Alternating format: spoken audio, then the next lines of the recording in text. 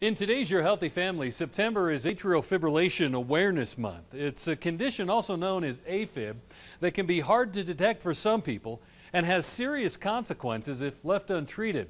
Dr. Brad McCallion is a cardiac electrophysiologist at UC Health Memorial. And about 20 to 25% of all the strokes each year in the U.S. are due to AFib. So this may, for a lot of people, seem like a pretty benign condition, but it has some really severe implications. In very basic terms, Dr. McCallion says AFib is when the electrical signals in the heart that trigger pumping rapidly misfire, leading to poor blood flow, blood pooling in the heart, and possible clotting. The blood clots that cause strokes in atrial fibrillation, the vast majority come from a little pouch in the heart that everybody has. It's called the left atrial appendage, and about 90 to 95% of the stroke-causing blood clots come from that pouch. Patients historically have taken blood thinners to help prevent blood clots from forming in there. The problem is that blood thinners can have effects all over the body and can cause bleeding problems in many different ways. Starting in August of 2016, a new procedure was introduced at UC Health Memorial called the Watchman. The Watchman device is an FDA-approved device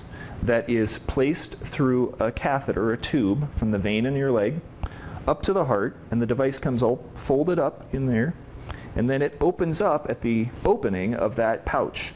And it essentially plugs off that entire pouch. It's not a filter, it's more of a seal or a plug, and that wedges in there and that will stay in there permanently. Over time, the heart grows essentially skin tissue or heart tissue over that device to completely seal it off. And by sealing off that pouch where the blood clots come from, it's been shown to work as well at preventing strokes as blood thinners, but there's no need to take long-term blood thinners for these patients. To date, more than 100 patients have had the Watchman procedure at Memorial Hospital. Most of those patients have been local, but about 30% of the patients have been from southern Colorado. We've even had patients from New Mexico and the western part of the state because we've had good outcomes. Tomorrow in Your Healthy Family, we'll talk about just how successful those outcomes have been and introduce you to a Colorado Springs man who was the 100th patient at Memorial to have the Watchman device put in his heart.